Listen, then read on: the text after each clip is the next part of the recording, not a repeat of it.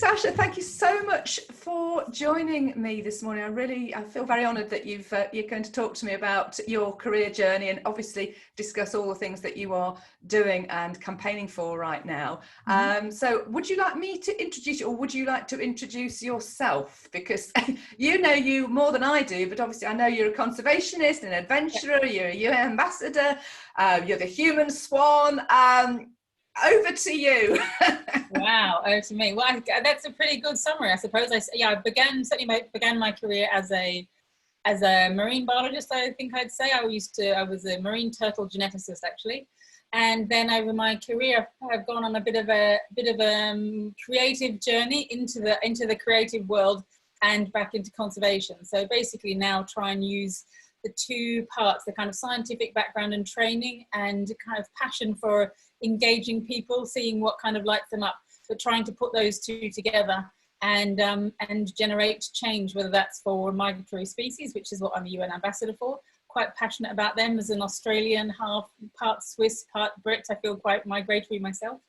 And I'm known as the Human Swan for, doing that flight with the birds from Russia to the UK. But before that, I was predominantly working on sharks and turtles and kind of whales and things. So very much underwater. In fact, my adventure career began in the world of freediving, which in the UK, it actually was in the UK, and then I moved to Australia to compete for Australia.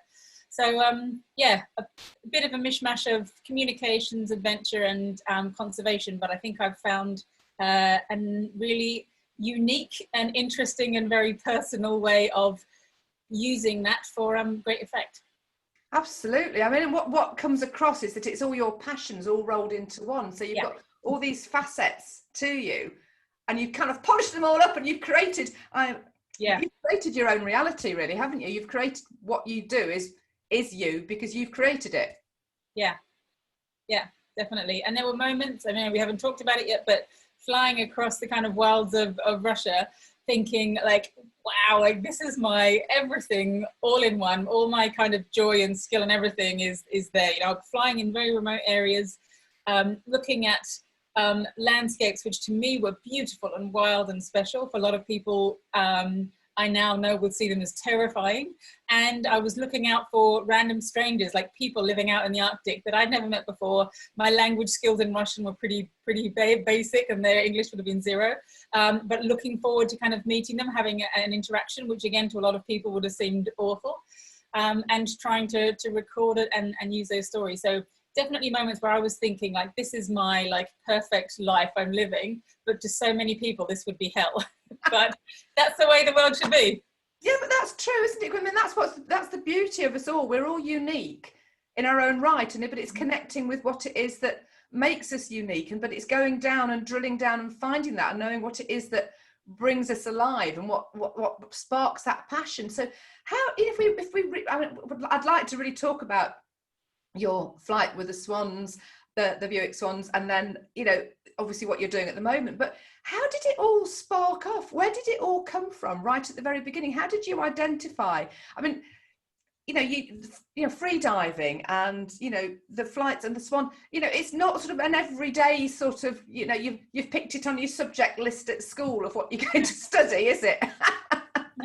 No. I mean, I suppose there's probably maybe two little stages. The first stage, I suppose, was realizing that maybe the science wasn't the best tool I had in order to get people to look at what I was seeing in the natural world. I can talk you through that very briefly. Mm-hmm. It was basically, I was on in Australia, I started looking at the issue of the shark nets that we put off the beaches of Sydney, and various other issues. The things that I was seeing because I was out snorkeling, free diving basically, or regularly, seeing lots of things. I just thought, God, that's really awful. If the people that were doing that knew that that's what was happening, they would never want to do it. I'm pretty sure if I could show them that. So for example, it was people coming in with their yachts, dropping anchor and dragging it through the seagrass, which was all seahorse, octopus bed, all sorts of things. And I just thought, if they knew that was there, I'm pretty sure they've got the sort of money to put in permanent buoys so they don't have to put their anchor on the ground. With the shark net issue, people's perception of what the shark nets were and what they were doing was so different from what I was seeing. You know, I was pulling out like tiny, like baby sharks, but species that weren't dangerous. small hammerheads, angel sharks, which are just kind of bottom feeders. Pulling those sorts of things out of the shark nets, not the kind of stuff people were really terrified of. And the way that the nets are didn't make any sense either. And so I started putting together, getting cameras, going down and filming them. And as a scientist, as a biologist, trying to get a platform to talk about it. And, you know, I had kind of moderate success doing that. I suppose it wasn't, you know, people weren't hugely interested. And then I became Australian freediving champion. And yes, as a sports person in Australia, suddenly the level of respect you have as a spokesperson on any issue went through the roof. And my gut feeling was kind of fury at that. I was like, how dare people be more interested in what a sports person has to say about something rather than like a scientist with years of training. And I was angry. And then eventually I came around to the idea of, God, why are you fighting it? If this is how you spark people's imagination, like, use it, go for it. And so then everything was like, you know, me in a big monofin, like being kind of freediving mermaid, and here's the sharks and here's the other things. And if that's what works and what fires people up and it gives them, you know, different ways to get into the story, then that's the way we do it. And so that was, I suppose, the first revelation to me. And I suppose that might seem kind of frivolous, but it also was the start of my understanding the power of story, and story in lots of different ways. And being like really quite a nerdy kid, like I used to compete at mathematics, I would never have automatically thought that I would be a storyteller. But I was doing public speaking. So I also used to compete at public speaking. So I gave a speech about apartheid at 11. Now, I'm sure that was incredibly worthy. Yeah, I lived at the time in a pretty rural Australian town where the Aboriginal white kind of interaction wasn't super healthy. And my best friend was an Aboriginal at the time. And I expect my talk was incredibly literal, but clearly I had an interest, probably very worthy, probably quite dry. But at least I already had an interest in trying to talk to people and talk to people about difficult subjects.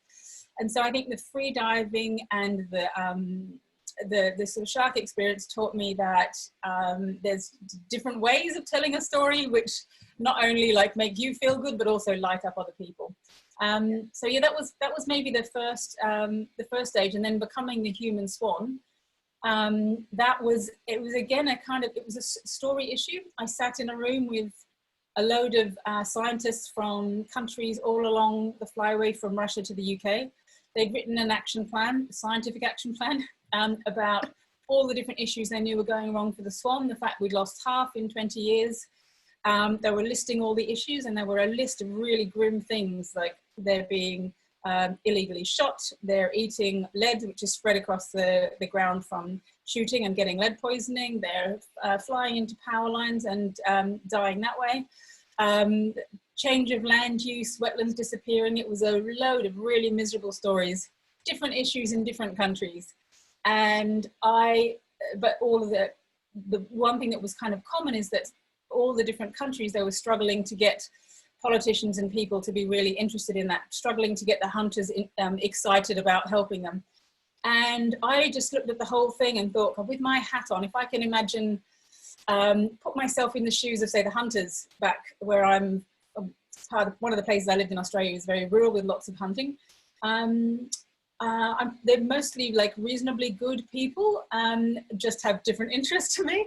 And how would I kind of get them excited? And I looked at the whole flyway and I thought, you could start talking about the issues, but that's a really miserable story that nobody wants to hear.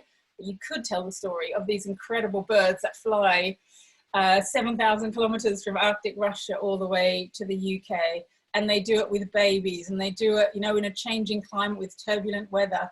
And, you know, they're sometimes being shot at. It's a real James Bond story. Like, that's the story we need to start with. Yeah. Get people interested in that, and then maybe they will want to help. And yeah, so, I mean, it's a powerful metaphor. It's so, as you say, it's engaging. And I think you've got all that information, like you've said, from a scientific perspective, but not everybody's sort of scientifically orientated. And if you can create that story and that visual that connects with people, because we all have different ways of learning and how we experience the world based on our previous experience and our learning styles. Mm-hmm. And to actually be able to connect with that image is probably so powerful. and because I mean, I know what I'm like if I see a whole pile of stuff that's written down. I mean, obviously if you're mathematically sorted, you can go, oh yeah, da, da, da, da, da. My brain goes, swell. I don't want to. I'm somebody that does all of this all the time. I love juggling, but when I've got a visual, I mean, I've transfixed watching your, the journey of that you took, and the filming that was taken by the other, because you've obviously got somebody else in a paramotor with you filming you. So there was two of you up there. I mean, it was just must have been so magnificent. And you can sort of step in there and feel it, and it's just like, want to do that as well. But what a brilliant thing to do. But I mean, it's just what a journey. And I know now you're doing another journey, aren't you, from Scotland to Ghana with the Ospreys, is it? Yes, that's the plan. So next year, it's an even longer journey, more kind of turbulent flying, and different. The same, actually, continuation of the same major bird flyway. But yeah, Scotland to Ghana, following the Osprey, is going to be about 10,000 kilometers. Wow, that's going to be amazing. Yeah. Amazing. And you've got so many other things on the go as well. But I'm sorry to go right the way back again, but where did it spark from? Because obviously you studied, as you said, and you've marine biology and science and numbers and figures, and you were talking and apartheid at 11. But at what point in your childhood? I mean, and I know you and the bit that I've read, that you like to frighten people holding your breath underwater. It's not something you get to do in landlocked Nottingham, but it's just, but I mean, what was it about that sort of your early years that sort of sparked that passion and that interest? There must have been, was there anything that you can sort of think back to that really, or was it just that that's the kind of lifestyle you led right early on? And so were you inspired by anybody, or how did it all sort of fall into place? I think it was just the kind of my upbringing made me very kind of comfortable in nature, but also confident in my own skills. So the core bits of it was the northern beaches of Sydney, which were much wilder than they are now. At the time, we had a small house that was a couple of minutes from the beach. Wow. It's now worth millions, but I think it was worth $15,000 at the time. And nobody used to lock their door, but we used to all have the freedom as kids. Our time was at the beach, and my dad would go surf in the morning. Mum sometimes as well would be down there, and I was just let off to go and either play in the rock pools or go snorkeling myself. And was kind of taught confidence in myself and confidence with the sea. And then my mum eventually moved when I was 8 to the bush in the southeast. So again, we had a house that started as a little wooden house and was built over time, but it was 30 minutes down a dirt road just to get to the house, and then we just had this endless bush and a river, and that was our playground. That's where we kind of did everything, learned anything. So, and there's so much wildlife there. When my little sister had guinea pigs at one point, and we had to protect them from wedge-tailed eagles that used to come down and try to catch them. So nature was just everywhere. So that for me has always been my kind of comfort zone, but also that's, I suppose, what I know well. Yeah, that's so amazing. So amazing. Do you think? I mean, I look back, again to my childhood as well, and there was so much more. We were afforded so much more freedom, and I think that enables you to. Well, certainly for me, and it sounds like for you too, that you have this confidence in your own skin because you have that freedom. You are allowed to go out and explore and do things that these days. I remember building sites, and we'd be on them with bikes and making dens and things like that. And these days they're all chained off, health and safety, hard hats, and now you've got your COVID kit as well. You've not got what you had, and you could explore. And there's an excitement there, I guess, because you are finding out about things. Yeah. And I think it also makes me feel quite a bit more empowered when it comes to like our impact, positive and negative, on nature, and how much can we actually do to help it. So I think I kind of feel it's my responsibility, but I would do it anywee. Yes. I feel like it's a positive responsibility. Yeah, because I mean, you talked about being the free diving, but you were doing and looking at the nets, that the sharks and things like that. I mean, all of that is it's just what we are doing to the planet is just horrific. I mean, and you can't believe that there's so much awareness and yet there's not awareness, and then but you're bringing it to life with all that you're doing, which is absolutely fantastic. I mean, if there's anything I can do and how I can help, and as I say, in terms of helping recruit, you know, anybody into your sort of volunteer network or anything, you know, because I've got those skills, you know, I'd be delighted to help. But that aside, you know, you're doing so much, but how much more we need to do, because the planet is just, which the marketeers keep on marketing out to tell us to buy stuff that we don't need, that goes into landfill, and there's just all, you know, all your microplastics and also it's just, hopefully, I'm just hoping from this year that there's some change that we can bring about. But what are your sort of visions now for the future?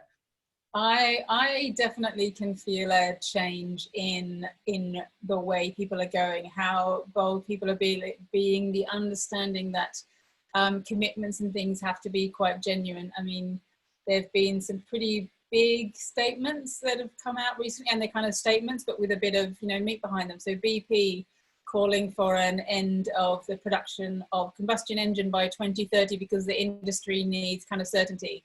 Who would have thought that like a few years ago? People being able to make big statements and actually saying, this is what we need, this is what we need. It might come from different areas than where we expect, but I definitely see that we are on at a point where we could take a different path. I think lots of things are becoming very, very real for people. Certainly for me personally, we lost our family home in Australia in January. And that was enough for, I think, the whole of the region to look at and go, wow. And with so many people globally watching, I do think it was a bit of a change in people's feeling about how real it is. I mean, Australia doesn't feel it is on the other side of the planet to the UK, but it doesn't feel that far away. So many people have connections with it. So I think there is a bit of a culmination of different things coming together to change. I suppose my main mission with the Osprey project, I have another one, which we are trying to find funding for, but really quickly, to go around the UK, but it would be the first paramotor flight, which is completely electric powered, electric and wind powered. Wow. And going and meeting people like the heads of big industry who have seen that the climate issue is real, the biodiversity is real, and they are making kind of sensible economic decisions as well to make a change. So meeting all those people, also meeting the individuals who are rewilding kind of farmland, who are trying to recreate the seafloor where we've destroyed it. So trying to meet all these people. So I suppose the key part of what I'm trying to do is show people that this bandwagon exists and it is time for kind of everybody to get on it. And there's lots of inspiring people. There's certainly certain communities where the favoured narrative is, climate change, I'm cynical about this. But it's kind of at a point of, if you haven't got any additional scientific information that makes you cynical, then this is just putting your head in the sand. You might as well, wake up and join in everything that's going on. So I suppose, my main mission is to make sure that people see that this is the direction we are all going in, and but also pitch it as an exciting adventure. It's a challenge. It is something where we all have some power, and if we all are contributing to it, we can get a machine going that moves really quickly. And I learned a couple of things from the last expedition, and one of those was, again, it was all about story. The thing that got people's attention was crazy lady trying to be a bird. The thing that's what made the media cover it. That's what made kind of people on the ground go, what? Have you fallen out? And why not? The second thing was that, we can spark people's imagination rather than if you start talking about, please stop shooting swans, you get them on the defense. If you start with something which is, fascinating, these kind of beautiful white bird does these incredible journeys, these different people, that's what kind of sparks their imagination. But the one thing that made people start going, oh, what can I do to help, was me telling stories about other people who were doing something to help. So that's really underneath what I do. It's not, I'm flying with the Ospreys, we're doing stuff with the Osprey, but telling stories about other people, because then you can make a mental map of, oh yeah, so my little bit might not make a difference, but my little bit added to everybody else's little bit, that makes a big difference. Absolutely. But people become part of a community of like-minded souls, don't they? And they want to be part of something. And it's that, it's everybody's, as you say, individual effort that comes together and culminates. Because one person making a big difference, it's great. And you can't go around telling people, like you were saying, you can't say, don't shoot the swans, because what people don't like doing is being told what to do. Well, I'll do what I want, thank you very much. But as you say, if you create that story and then change comes about through that. And I think, you know, on a different sort of level, but as part of all the same thing, you know, I think a lot of all this big, you know, a lot of communities have wanted to pull back, and, you know, smaller shops are popping back up again. You know, I certainly don't want to go into a big supermarket with a face mask on. So then we start to come back into the communities, and more sort of greengrocers and homemade things are beginning to spring up, and people then become more in tune with the environment and the local farming community. And that's how I think the change, and people staying at home. And like we were talking about Craig earlier, that, you know, what he's doing and introducing people to the seashore, and people getting interested in that.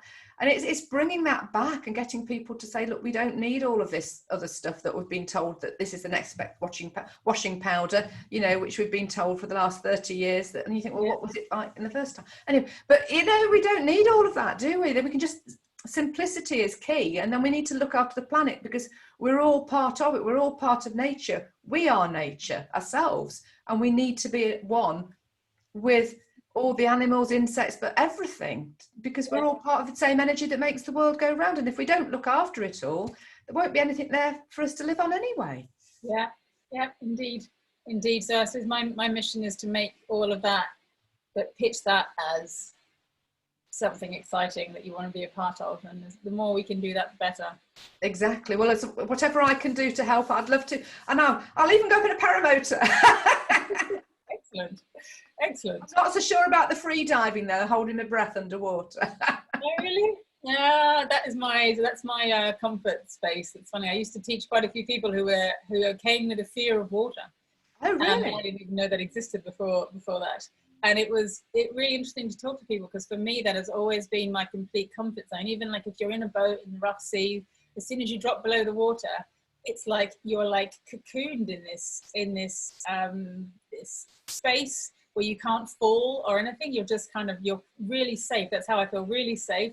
And for a lot of people it's the complete opposite. But yeah, it also helped kind of get interested in the psychology of people. We're all different, and really interesting, which is what you do, is it? Yes, yeah, no, I do. I find people so fascinating. But I'm with you on the water thing, because I'm very drawn to water, and I like being in water. I was talking to somebody the other day about the holding, and it's about stopping the reflex where you want to do that or something like that. You breath in when you go under the water. They were saying, maybe they're right or maybe they're wrong. Yes, the mammalian diving reflex. Are you talking about that? I mean, there is your body has lots of reflexes because you came out of a watery environment. Your body has a lot of them. So yeah. Oh, it's been fascinating talking to you. Thank you so much for sharing your story. And you know the fact that you really are connected with all facets of yourself, you know, and you're bringing it together, you know, telling stories and enabling other people to be part of the story. Then they can share their story, which inspires other people. And that's what it's all about, isn't it? It's inspiring everybody to make a difference. So thank you so much. But how do people get in touch with you, and what's the best way forward if anybody wants to get involved with anything that you're doing, or get involved in the fundraising, or just follow us on? The website is Conservation Without Borders, with dashes in between. It's quite long, and conservationwithoutborders.org. Otherwise, follow us on social media, etc. But there are plenty of ways on the website for people to get involved if they're really keen. If they're just slightly keen, then social media and share and follow and all the rest of it. Oh, well, thank you so much. I really, really do appreciate you taking the time to spend with me. I'm finding a room for the signal as well. Thank you. It's been really fun. Thank you.